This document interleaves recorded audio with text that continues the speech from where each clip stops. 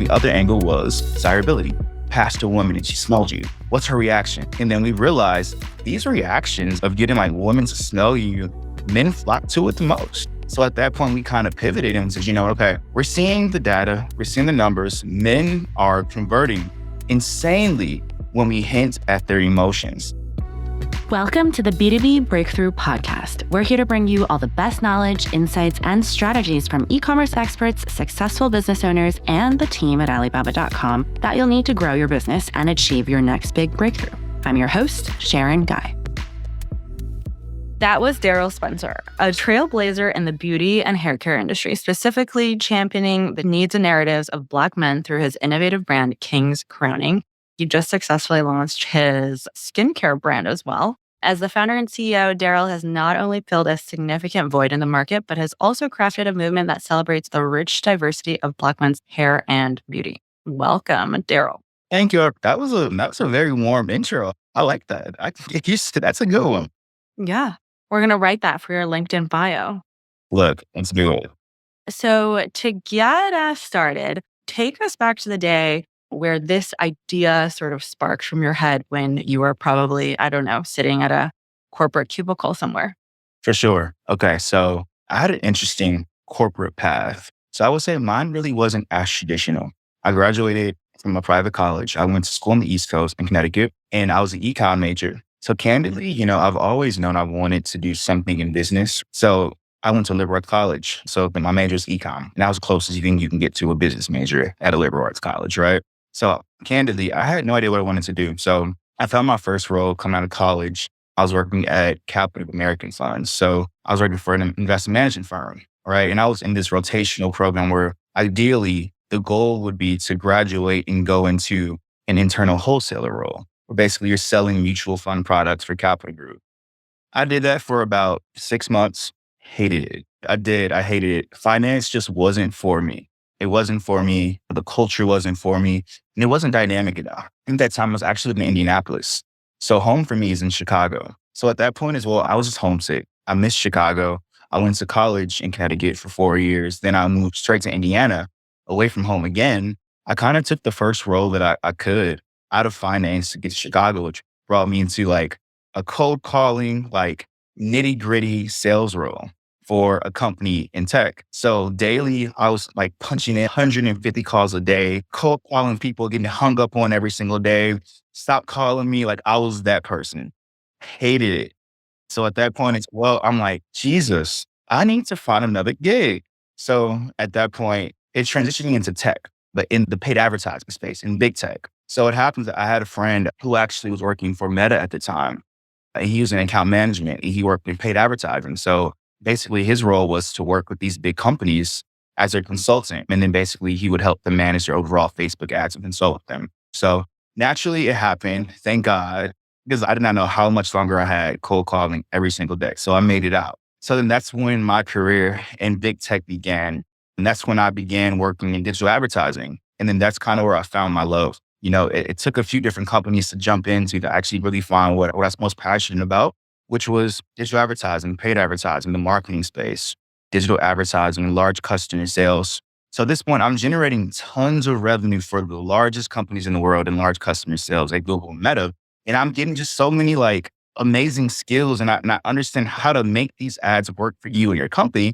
And at that point, I'm like, I have this knowledge. I think it'll be useful and helpful for me to figure out a way to do it for myself. So at that point, I ended up realizing like one of my pain points and a pain point that I realized most men actually had, many Black men with textured curly hair. I would wake up every single morning with my hair at that point, I had a longer curly hair at that time. I would wake up, my hair was all over the place. And Black women, they actually have these things called bonnets.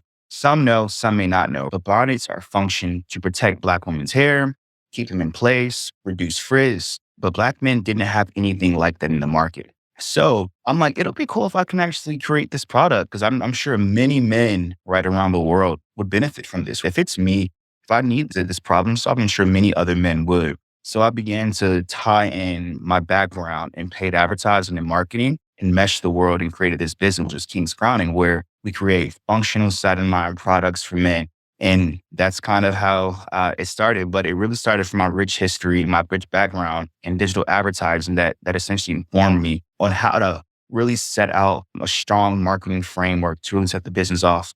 But those big, like those brands that you worked with at Meta and Google, were they like the Fortune 500s or were they smaller D2C brands like King's Crowning? So initially, when I started off in our scale division where it was scaled. So they were smaller, but then the goal was to overall scale them to, millions. I'd imagine the Fortune 500s have $1 million budgets for marketing or ad spend versus the smaller guys have so much less. So is it really different, or do you think helping the smaller guys scale bigger contributed more to your success at King's Crowning, or was it seeing the how the $1 million budgets were spent fed more insights into what you're doing now? I would say they both helped me in many different ways, right? I will say the biggest Fortune 500 companies, they actually helped me to dream bigger. I was seeing numbers in these accounts I've never seen before, spending these daily amounts on ads. So working with those big companies that's spending millions on millions, right, daily, I was watching that and I was inspired. And then it helped me understand that this could be me at one day in time, right? Now, mind you, working with the smaller companies, that just showed me honestly, like you can literally come from the ground up and really create a strong brand, strong culture, understand your marketing and scale it progressively. I've watched many companies in our scaled group literally go from 5,000 to 10K a day to 100K a day, 500K, and a million a day. But it was all through persistency, being eager to learn, eager to grow. And it was very inspirational, right? So I found inspiration through working with both of these different groups, but it really inspired me watching these smaller brands really build the brand and company of their dreams, right? And we can get real, right? And they have a lot more passion, right? The passion just, it came out of them and it inspired me mostly that, they had a thought, they had a dream and literally like they made it come alive. And it was the most inspirational thing about it. Yeah. Is there a secret to scaling those smaller brands? Is it a ratio thing where you just have to invest a certain amount of your revenue back? How can the average small guy win in paid advertising? I would say it's multiple things, right? My number one that I always say is creative. And digital advertising content is going to always be key. You can have a strong advertising strategy, but without solid creative and solid content, you're not able to market and communicate to your customers what this product is and why it's useful and why they need it. So I always say if you're able to really understand strong use cases for your products and your company and be able to illustrate that via creatives, you're already on your way. Number two, I think people focus on singular platforms, right? So they might put all their focus into just Facebook or just Google or only TikTok. Mind you, it's not a terrible strategy, but we believe in omni-channel strategies, whereas we believe that all these different platforms work together. So like I can say for my business as well, we advertise across Facebook, Google, TikTok, and YouTube. Now, all of these different platforms, they work for us in different ways. So I would say have an omni-channel strategy across paid media, but then also understand content and scheme, understand the use case of your products, and then be able to illustrate it that way. What have you done on the content side? So early on when I first started, I didn't have a budget, right? So I was actually the model. If you would go and scroll down in our earlier videos with King's Crowning, I was literally our very first model. I would throw on our satin line turbans. I would show my hair. I would show what it did for my hair. I would show the satin line crown, show what it did for my hair as well. And the use cases, honestly, it spoke for itself, right? But I didn't have the budget initially then. So my main thing was, what are the benefits of rocking with this satin line turban or this crown? How can I show it in a quick 5 to 10 second video right across TikTok or Instagram? And I did it. So really understand the features of the products. And you don't need a huge budget, right, to have solid creatives. But as you scale up and you're spending more on ads, you're going to need a lot more creative. But when you're first starting out, you don't need to have a huge budget for marketing. It can literally just start with you. And that's honestly a misconception that most think is that you really need to have tons of, a big budget when it comes to your overall video creative. You don't have to do that when you first start out. It can be literally just you in front of your phone, right? And just illustrate and show why others need this product and it'll hit. Is there like a amount to it? Some people say you got to post 4 or 5 times a day on TikTok for it to even gel a little bit. Is there a secret number for these channels that you have to always produce? So I will tell you, Instagram, that was once daily for me. I would post once daily on Instagram. But then now TikTok was a different beast. So with TikTok, legit, like you have to post about 4 to 5 times daily on TikTok.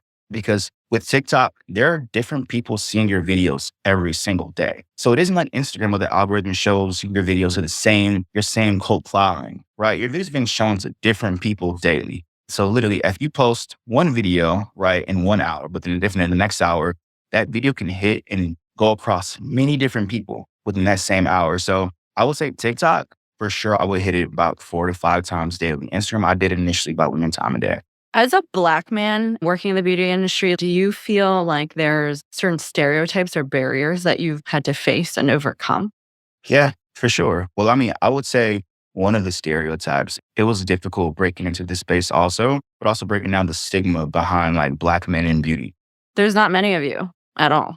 There's not many of us at all. And I think it's for a reason. I think that as Black men, Black women, I think over time we had to have this barrier and this shield around us to protect us. And sometimes there are certain conversations that we just don't want to step into. We know that there's stigmas involved with certain things and we want to stand far away from it, right? We already have a lot and enough things in the world that's against us. We don't need to add anything more, right? And then now tie that into being a Black male entering the beauty space. It's very fickle. And there's a stigma around beauty. I will say beauty for Black men as well. Black men, and it's changing. And I love to see the change in stride.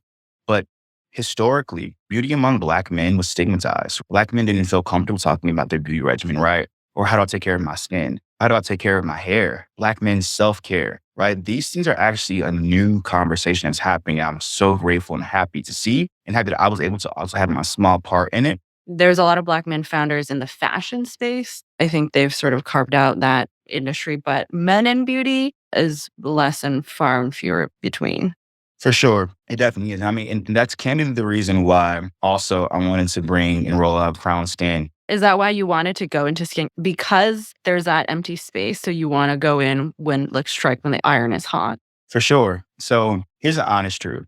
So with King's Crowning, I filled a huge gap in the market for men with hair that wanted to protect it. And we have a cult following base. Because I mean, there were no other products out there like it that protect men's hair. And we need products to protect their hair as well, right? So in creating that, I got so much fulfillment and joy hearing from men saying that they're just grateful for these products and how they couldn't find anything until they came across King's Crowning. So thinking about that, I'm like, geez, I mean, what about skincare, right? Now at this point, I kind of want to begin just empowering more men and men in general just to take care of their skin now. It's like we tackle hair. Now I think we can get to skincare, right? And I think that with skincare, I mean, it comes to education, right? So I wanted to create a skincare brand and skincare company where we create sustainable organic products that are amazing for the skin, but also smell great, right? And I think that's a way to enter it, right? I wanted to answer it as well with helping you understand the fact that you can take care of your skin, right? While also smelling good too. Adding that caveat to it to make it easier and a bit more digestible for men to throw some body butter in their skin, right? So in tandem with that, it smells amazing, right? It's great for your skin, but also it's a cologne in a bottle as well. Can you share more about the product development side of things in both the satin and also the body butter? Yeah. Okay. So the body butter is Crown Skin and King's Crowning is our satin line product. So with King's Crowning, I kind of explained it at Co-Create, Alibaba.com. So I was going to say, speaking about Inception, how I created it. And essentially, I utilized Alibaba.com and I'm just searching, trying to figure out, are there any factories that create just any kind of satin products, right? So that's when I came across companies that companies manufacture that actually produce satin bonnets, right? So that was the closest thing to what I was looking for. So at that point, I vetted out about 3 to 5 different manufacturers, told them what I was looking for, gave them sketches, gave them drawings, right? And then I requested one sample from about 3 different manufacturers, compared them, compared cost, checked quality. But then also I wanted to understand what's their overall ordering capacity, right? So like how many production capacity, right? How many can you also produce in 1 month, right? So I'm already thinking about if this company takes off, can they sustain, right? Can they handle 20K in a month and send it over to me in ample amount of time? So then that was kind of how I began developing it through Alibaba.com. I essentially vetted out the manufacturers across the site and figured out who had the strongest quality products, right? Who had the best turnaround times, who had great production capacity. And then we just kind of worked that way. And then over time, we've scaled, we've grown, and then we've also innovated and created other products I told him my story. I told him what I wanted in my products, right? It had to be organic. And I wanted to utilize body butters that made sense, right? So I wanted to utilize organic shea butter, organic mango butter, jojoba oil. Now, all these butters are amazing. They all have antioxidant properties, right? They're great for the skin, anti-aging, anti-inflammatories. So mind you, the skin health, we're great there. But then also I told him, I wanted these to essentially be like cologne in a bottle too. So we need to have top tier fragrances. So we worked for a few months actually going through various samples. The sampling process, probably have like about hundreds in my house right now, like for all the samples we went through to figure out the best fragrance, the best body butter formulation. And eventually we did, and we rolled out our very first product, which was King. And King is our very first fragrance, King body butter. We released that in April. And then I would say in May, literally like King went viral. King took off. How did it catch on? Smart advertising. What we did was, with our strategy and how we communicated these products, we kind of played with the idea of desirability, right? So men want to be desired. So you can take two approaches with the product. You can take it from an educational standpoint, from like how amazing it is for your skin, or you can market it in a way where it smells so good, it'll make you desired. It's like a balance between selling the rational side and the emotional side, but the emotional side probably works so much better.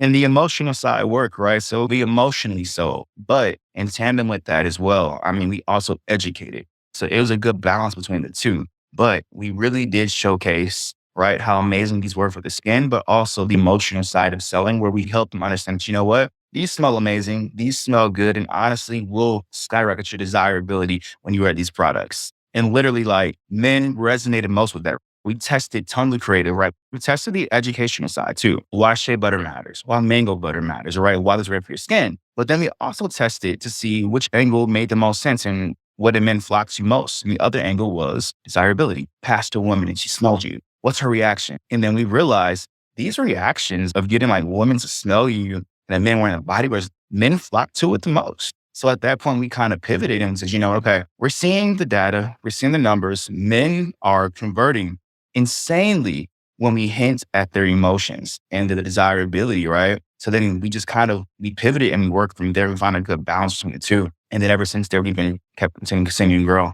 I think people are saying this as well on TikTok, but it's also huge, right? Because also in order to stay up to date and, with our creative, we follow TikTok heavily. I do. I scroll for leisure, but also scroll to understand what's happening and what trends can we pick up on. So one trend that I noticed was these street interviews, the street style random interviews. What are you wearing? Yeah. Or, if like you walk up to a stranger and ask them to smell you and get their reaction, a candid reaction. So there's different things you can play with, right? So then we tested many different street interview styles. And then the street interview styles were the ones that literally took off for us as well. I feel like those just seem most organic. And I think our audience, they flock to just something that feels more organic as opposed to producing stage. So those did really well. And we actually had a video where one of our creators actually approached an older lady. She was about 70 years old in the mall in Cleveland, actually. And he walked up to her, he was like, smell the body butter. What do you think? What are your reactions? This is brown skin. It's shea butter, mango butter. Also, it smells amazing. What do you think about it? And then she smelled it and she was like, what is this? She was like, I want to eat them all. And like that, she gave the most insane reaction.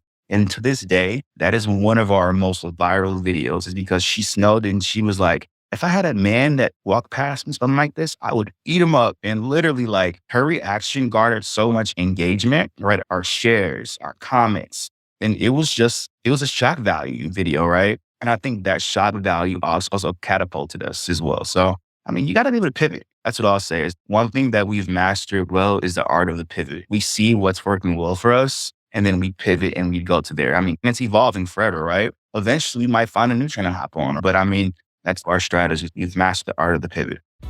I want to take a minute to talk about Alibaba Guaranteed. Sourcing can be long and complicated, but we're making it as easy as everyday online shopping with Alibaba Guaranteed, a selection of stock and customizable products with on-time delivery and money back for order issues, all guaranteed by Alibaba.com. With Alibaba Guaranteed, you can source with added confidence. You'll find products at competitive wholesale prices, and you can enjoy peace of mind knowing your delivery will arrive on time by the guaranteed dates. Should any issues arise with your orders or product quality, you're covered with a comprehensive money-back guarantee. Search for Alibaba Guaranteed to start sourcing more simply and achieve your next big breakthrough. Are you planning to add a third hero product to the whole portfolio, or what's your vision with now both brands, and like how are you going to massage that? Yes. So Crown Skin, we're actually in formulation right now. We're going to actually roll out Hand soap or like body soap? body soap for sure. So we really want to be the go-to company for just anything men's grooming. So we want to be that staple men's grooming company. So men, literally, they're all of our comments asking us, Darrell, can you roll out deodorant? Can you roll out soap? So we're like, actually, I mean, I'm listening to the market, not customers, and they love our products and they want to honestly just have Crown Skin be the one-stop shop for everything grooming. So that's what we actually want to be. And I want to carve that lane for us over time. But yes, next up would be soap, but also retail as well. That's one that we're looking forward to as well and working on now. How do you listen to your customers? I'm sure they come through every which way, but is there like a systematic? I mean, some brands have these surveys or feedback forms, but do you do that, or is it more you're absorbing from different channels? It's a mixture of multiple things, right? So one, we absolutely do, surveys are very important. So we actually do post-checkout surveys. So if anyone is not doing it, I think you for sure should, because you can actually get a lot of knowledge and information about your company, your customers through those surveys. So for the post-checkout survey, we also ask them, because sometimes we can't always track accurately, right, with what channel that conversion came from. So in the survey, we also ask them, where did you see our ad from, right? Facebook, Google, TikTok. It's also a great way to understand our customer journey. We ask them that, but then we also ask for feedback, right? And then I literally read all of our surveys. I take multiple hours out of my week to read all of the surveys. That's important to me. But also, I go through all our comments. Our comments are the place where Crown Skin customers sound off about how they feel, their likes, their dislikes, right? Their suggestions, their feedback. So I listen in that regard to our comments, but also our surveys. Surveys are very important. How are you inserting that in? Is it a tool on Shopify? So I believe there is an option to do a survey on Shopify, but actually on the back end, right? So on the back end, we utilize an attribution software called Triple. So I think most companies that are doing strong and solid numbers, they have some kind of attribution software. Triple is one of them. And then with that integration to Shopify, you can actually create and curate your own survey and ask the questions you want to ask, whatever is most meaningful to you. Do you do like interviews, one-on-one interviews with some customers?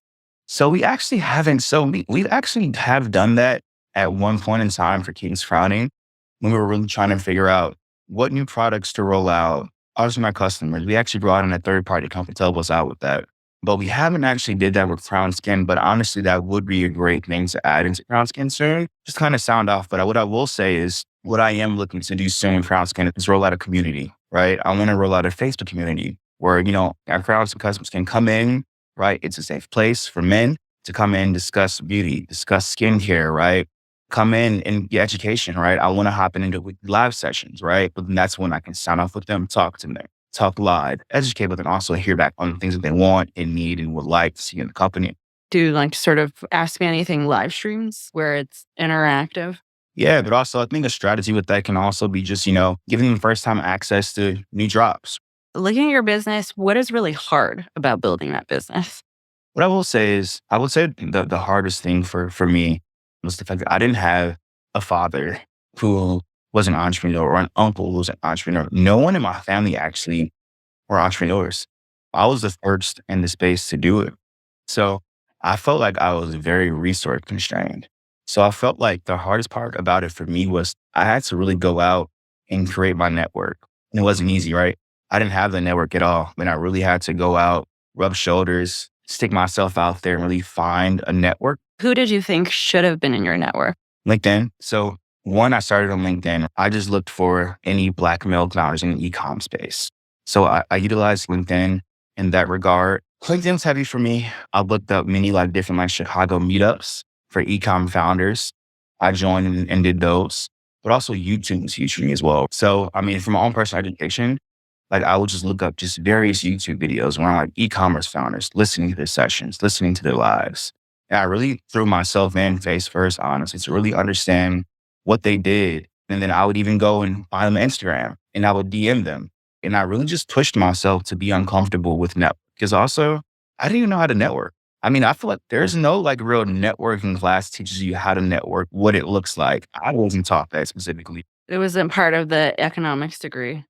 It wasn't. It wasn't a part of my degree specifically. So, I mean, I had to figure it out myself. And then, I mean, I think over time, I've gotten better at it. And I think now that I have some kind of credibility with King's Crowning and Crown Skin, I can actively reach out to others and they'll respond to me. And then, I mean, because now at this point, we also don't discuss like how you can sometimes outgrow your network. And I feel like recently I entered a space where I did. And now it's like, now I have to look up, right? And I have to find others who's doing better than me. So, I mean, I believe in like operating in your areas of genius. And I feel like one of my areas of genius is marketing. I understand full funnel marketing to the core, creative marketing. I have all of that.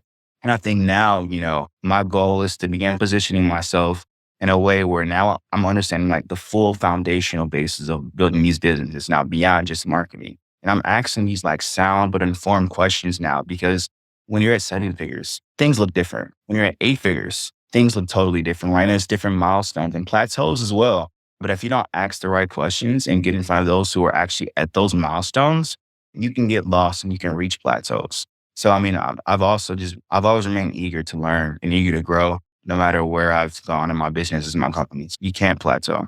Are there certain brands that you look up to or founders that you look up to that you would like to have in your network? For sure. I will say one of them, so there's not many Black males in the beauty industry. One, right? So one founder who I think did an amazing, I think he actually exited this year. I think it was a very silent exit. Have you heard of the brand Butter by Dorian Renaud? Do they sell body butters? It's similar, right? Yeah, but no. So so I think they started with facial care, right? But I think his very first product was like a shea butter facial moisturizer. And he literally started with just one singular product, which is a moisturizer for your face, but it was shea butter. And then like he innovated and then rolled out facial cleansers, gel creams. He created this facial care empire as a Black male. I mean, he's really built a beauty conglomerate and I think he's exited for a sizable amount of money. So I would love to understand, how he's really built that success and how he made it sustainable over the past 6 years. Then how this 6 year mark, what did he do? Yeah, I was thinking when you were saying males grooming, like the first company that came to my mind was Harry's Harry's, yeah. or the Dollar Shave Club. But I guess that might be more more classic realm of male grooming because it's shaving, and that's like what one would normally automatically think of when it comes to male grooming versus male skincare and like cologne, which is probably a different direction. It's a different beast. But I mean, also who I would love to connect with is they're one of the biggest Black hair care companies founded by a male. And he exited and he got bought out by P&G. Now, I feel like he has a lot of insights that would be beneficial to talk to. Now, if I could have a seat at the table with him, I could probably grab some gems from him. Yeah. You also mentioned retail because that's something that you want to get into. How do you think somebody who's done well in the D2C space, when they're ready for retail, how do they get into it?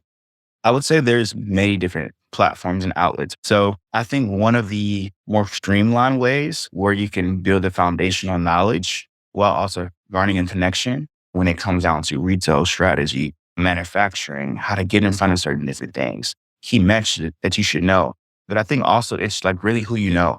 But one thing that I've learned as well as honest, many of these buyers go to trade shows. They really do. One of the easiest ways to get in front of buyers are at trade shows. So honestly, really being present and available. But also one thing that we are utilizing and have utilized in the past was range.me. And range.me is essentially a platform where all buyers go to online to source and vet out and check out different suppliers and different vendors to bring on stores. So, Target goes to range.me, Ulta goes to range.me. So there's many different resources. And one thing that we're currently working on is creating a really strong pitch deck. And then luckily we have some connections, correct, to those different things. And I mean, some place that we're trying to get into is Target. Target's one of them. Ulta is one of them. Would you ever want to raise investment funding? Yes, I do. I want to raise capital, but I want to raise it in a way where it's strategic, where I still ensure that I still have strong stake and ownership in the company. And I want to ensure that we maintain our integrity, products that we have, ensure that it's still organic, sustainable. So for sure, but I want to do it strategically. Do you have a personal self-care routine? You know those Korean, like, 10-step routines that they always do I mean, that was years ago, but Yes, but the skin looks amazing though. I'm like, Jesus. yeah. But is your routine also 10 steps or is it less? My routine is probably about a good 5 to 6 steps. So this came from Korean skincare. I learned about the double cleanse. Have you heard about the double cleanse? Yes, I'm a double cleanser myself. Yeah, I do. Honestly, I've just learned about the double cleanse and I would never go back. So I use an oil cleanser first, and then I do a facial cleanser. And I mean, my skin has legitimately, it's come a long way after the double cleanse. So I double cleanse and then I apply a toner. Right now, my favorite toner is The Ordinary. I use The Ordinary salicylic acid. Oh, so you're like a chemist.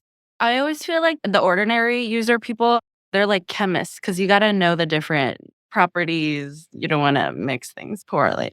You do. That's not all. It's a few more steps, Sharon. So also then after the toner, I do niacinamide. And then I use The Ordinary's niacinamide. And now that's like amazing for like blemishes, right? Wrinkles, uneven skin, niacinamide, then hyaluronic acid, then a strong moisturizer. Then I'm done. Then sunscreen. And that's it. But I test these all out because I mean, eventually I do want to roll into a skincare as well for the face. So I mean, you got to really understand and know the skin properties in order to do it. So recently, I've been really invested in my skin. But do you think guys will ever get to a point where they have the patience to do all of those steps? Do you think that'll ever happen? Because I think men's skincare, I mean, from the days of L'Oreal men and I think Kiehl's trying to get into it and sort of veering into the male skincare industry and some of the other brands that's come up. There's a lot of people that's come in and then it's sort of gone out just because from a customer behavior standpoint, they just habitually, women have always like, I'm here for you. But on the men's side, it's always, I either don't do it or just give me a bottle that covers it all. Do you think it'll ever come to the point where they will build that regimen? I do. It was a point in time where men didn't want to protect their hair. I mean, you know what I'm saying? Like, it's how we position these products in the market and how we educate and market it. If we market it in a way and show the world and show men that these products have these features, they help you and this one is why you need them. And then we build that cult following. I mean, I think that we for sure can. But I think at points in time, I did not think that I did think, because honestly, I wanted it for myself, but it became a mainstream product for my hair, for others men wanting the products for their hair. But there was a point in time where men didn't really think about their hair. And I kind of educated them on why they need to think about their hair. So I think it gets to a point where we need to educate them on why they need this for their facial, like for their facial regimen, right? So I mean, eventually you'll get wrinkles, right? Eventually your skin, it'll get dull. And I guess all of those brands just couldn't figure out that right way. They couldn't get the messaging correctly. You know what I will say too is I feel like when it comes down to skincare, anything in the beauty space, I think if things aren't specifically gendered towards men, I feel like it's automatically assumed that it's for women. Have you noticed that? Yeah. And it's interesting as well, right? And it speaks to this. I don't know if you've noticed. I noticed actually recently. I was in Target. And I was grabbing Nair. I Nair under my neck. I don't like to shave under my neck. So I was grabbing Nair. And then I looked and I saw there's a Nair for women and a Nair for men. Strategic, but legit the exact same product, but they've just marketed and gendered it for men. And now men are now buying Nair. So honestly, I think that when men feel as if there are products created for them specifically, I think that's when they probably will go to it more. It's an interesting thing because I mean, I feel like the Nair analogy is actually. Yeah. No, I think that is kind of a jackpot insight for brand building. Even like yesterday on the New York subway, I saw this athleisure brand. It's just like any other old athleisure brand, but it was geared specifically for doctors. As if you're like an MD holder, you have to have this type of athleisure. And, it's the New York subway. So, like, Is it figs? it's not figs. So, the first brand I thought of was, oh, is this like another thing of figs? No, it's a whole separate brand. It's a new brand. And the New York subway is one of those places where you want to see like what new brand is coming in or going out. You see it on those New York subway ads because they use that as like a testing ground to see if it's sticking. And I guess this brand just spent a couple $100 on a panel for one of those. ad spots. Do you want to know what I hear from a marketing angle when I learn about that fun fact? Like literally just testing out like any kind of brand or product on a subway train. If literally like the subway is like where most go to find their newest thing. How can you play with that idea on the train, right? And find like strategic like creatives, right? And visual creatives illustrate that. My mind's kind of racing right now. I'm like, I need to do a trip to New York now and test that out. Yeah. You give someone some kings and see if the women on the subway are turning around. Apply the body butter, walk straight through the subway and just kind of record directs and see what they're doing. Exactly. Cool. It was super awesome to have you with us. I think Alibaba.com in itself is also a network. So, message to not just yourself, but all of our listeners I think this is also a great platform and community where we've gathered a lot of founders who's either starting off for the first time or build their brand to a certain degree and wants to get to that next level. I think there's something there too with that community. Thanks so much. Thanks. B2B Breakthrough is produced by Alibaba.com. To find out how Alibaba.com is empowering its customers with the tools, services, and resources they need to grow their businesses, visit Alibaba.com. And then make sure to search for B2B Breakthrough Podcast on Spotify, Apple Podcasts, or wherever you find your podcasts. Make sure to follow us so you don't miss future episodes. On behalf of the team here at Alibaba.com, thanks for listening.